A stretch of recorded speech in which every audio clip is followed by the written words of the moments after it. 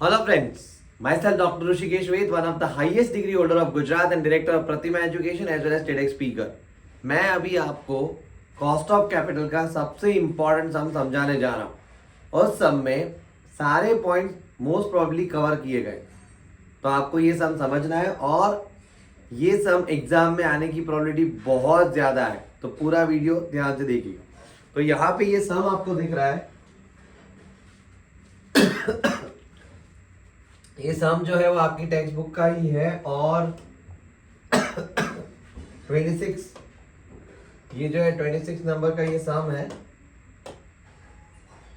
अब यहाँ पे आपको दिया गया है, काफी कुछ कैलकुलेशन बोला है और लास्ट में बोला गया है कि calculate weighted average cost of capital.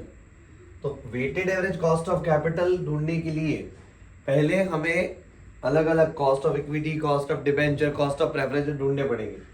तो यहाँ पे first of all equity share capital हमें यहाँ पे दिया गया है। इक्विटी शेयर कैपिटल ध्यान से, बहुत ही इजी सम है और 14 मार्क्स तक भी आ सकता है, 7 मार्क्स एटलीस्ट आएगा। कॉस्ट ऑफ कैपिटल का सम डेफिनेटली होता है। तो यहाँ पे मैं जो हमारे यहाँ पहला एडजस्टमेंट है तो उसके हिसाब से हम लोग फाइंड करना शुरू करते हैं। तो के ही हम फाइंड करते हैं, के में डिविडेंड अप्रोच है या अर्निंग अप्रोच, वो देख लेते हैं। तो यहाँ पे डिविडेंड ग्रोथ बोला ही है, तो डिविडेंड अप्रोच है तो उसकी फॉर्मूला क्या है, D/P प्लस स्मॉल g लिखना है और सबको मल्टीप्लाई बाय 100 तो है ही। अब यहाँ पे डिविडेंड कितना दिया गया है, तो एक्सपेक्टेड डिविडेंड जो दिया गया है वो 24% दिया गया है और मेरे पास फेस वैल्यू है 10 रुपये। तो ये डिफिकल्ट पॉइंट था स्टूडेंट्स के लिए कि भाई कहाँ से आए, तो 10 मल्टीप्लाई बाय 24%, तो हमें मिले 2.4। देन यहाँ पे मार्केट प्राइस, पी यानी मार्केट प्राइस, पूरे चैप्टर पे याद रखना, और लिखा हुआ है मार्केट प्राइस ₹30। तो मैं यहाँ पे 30 से डिवाइड कर रहा हूँ और ग्रोथ रेट मुझे 11% दिया है, ये रहा 11%। तो सब कुछ यहाँ पे दिया हुआ था और पूरी जो ये फॉर्मूला है उसको हम लोग मल्टीप्लाई कर रहे हैं 100 से। तो अब यहाँ पे कैलकुलेशन खत्म होता है, जस्ट कैलकुलेटर लेना है आपको। 2.4/30 प्लस 0.11 मल्टीप्लाई बाय 100, तो यहाँ पे हमें 19% मिल रहा है। अब ये 19% मिलने के बाद उन्होंने क्या बोला है, टैक्स, तो टैक्स का अभी काम नहीं है। Cost of retained earning 2% less than the cost of equity, यानी मुझे जो KR मिलेगा, कॉस्ट ऑफ रिटेन अर्निंग, वो मिलेगा यहाँ पे 19% माइनस 2% लेस बोला है, तो वो आ गया 17%। यहाँ पे बोला है cost of retained earning is 2% less than the cost of equity capital. Okay, that's great. अब कॉस्ट ऑफ प्रेफरेंस शेयर मेरे पास यहाँ पे 14% दिया हुआ है, तो मैं यहाँ पे लिखूंगा KP equal to cost of preference share 14% दिया हुआ है, तो मैं फाइंड करने नहीं जाऊंगा। उसके बाद डिबेंचर एंड लोन बोला है, तो वो मैं फाइंड करूंगा। देख लो आप लोग कैसे करते हैं। उसमें मुझे यहाँ पे KD फाइंड करना है, कॉस्ट ऑफ डेट, उसके सामने मुझे KI चाहिए, तो KI मुझे दिया हुआ है। और जब भी टैक्स रेट देते हैं वो डिबेंचर एंड लोन को ही अफेक्ट करता है, 1 - T। तो यहाँ पे मुझे अब जो डिबेंचर का फर्स्ट ऑफ ऑल मैं 15% ले रहा हूँ, फिर 20% लोन का लूंगा। तो ये 15% मैंने ले ली है, 1 - 0.40 मुझे टैक्स दिया गया था, तो ये मुझे मिला 9%। एज लाइक एज मैं इसकी तरह फाइंड करूंगा। यहाँ पे वापस हम लोग यहाँ पे के लिख देते हैं, वही फॉर्मूला है KI 1 - T, वही फॉर्मूला मैंने लिखी यहाँ पे। अब यहाँ पे वो फॉर्मूला लिखने के बाद ये जो दिया है वो 20% दिया है मुझे, ये रहा लोन, तो मैं यहाँ पे लिखूंगा 20%, देन 1 - 0.40। तो अब मुझे ये जो मिला वो मिला 12%।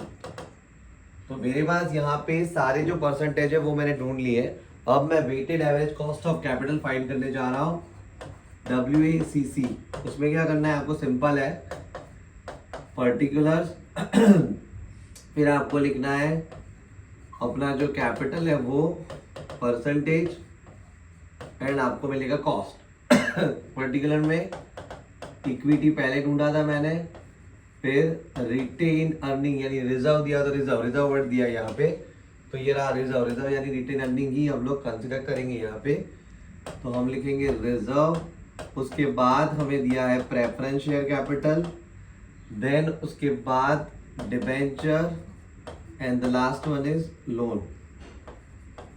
अब हमारे पास अमाउंट कौन सी है यहाँ पे, तो अमाउंट उन्होंने दी है 1 लाख इक्विटी शेयर कैपिटल की, देन उसके बाद 80,000 रिजर्व के, देन उसके बाद प्रेफरेंस शेयर के 30,000 एंड 2,50,000 एंड 1,40,000। तो ये अमाउंट मेरे पास दी गई है। परसेंटेज मुझे क्या है, तो मैंने अभी फाइंड किए। पहले मैंने इक्विटी के 19%, देन 17%, देन 14%, प्रेफरेंस शेयर के, देन डिबेंचर के 9% और ये मुझे मिले 12% लोन। तो अब उसको खाली आपको क्या करना है, मल्टीप्लाई कर देना है। तो यहाँ पे 19,000 मिलेंगी आपको कॉस्ट में, देन यहाँ पे आपको 80,000 मल्टीप्लाई बाय हम लोग 17 करते हैं तो हम लोग को मिलता है 13,600। ये हमें मिल गया क्योंकि प्रेफरेंस ने 80,000 दिया था। Then it is called as 4,200, 30,000 का हमें मिल गया ये। फिर उसके बाद हमें दिया है और दैट इज 9% हमें करना है इसमें, तो इट इज 22,000, 2,50,000 दिया है। And the last one is 1,40,000 multiply by 12%, 16,800। चलो अब आंसर आने की तैयारी में। तो अब टोटल यहाँ पे किया जाएगा, तो जो टोटल है वो है हमारा 80,000 plus 250 plus 1,40,000। So here it is 6 lakh. ये टोटल हमें मिला 6 लाख रुपीज। अब यहाँ पे टोटल कर देते हैं हम लोग 19,600, देन उसके बाद 4,200, 22,500 एंड 16,800। तो ये मिला 76,100। तो अब हमारी फॉर्मूला WACC इक्वल टू 7611, ये लिख दिया मैंने कॉस्ट और divided by capital that multiply by 100। तो यहाँ पे हम लोग डिवाइडेड बाय 6 लाख कर देते हैं, multiply by 100। So here it is 12.68%। ये रहा 12.68% आपका आंसर आ चुका है। तो आपको याद रखना है कि जो पहला है ना इक्विटी, उसमें डिविडेंड अप्रोच दिया है। इंस्टेड ऑफ डिविडेंड अप्रोच आपको यहाँ पे आपको जो अर्निंग अप्रोच है वो भी दे सकते हैं। तो ये पूरा सम आपके सामने है। होप फॉर द बेस्ट, आपको समझ आ गया होगा, बहुत इजी लैंग्वेज में है। तो ऐसे सम एग्जाम में देख सकते हैं। Thank you so much.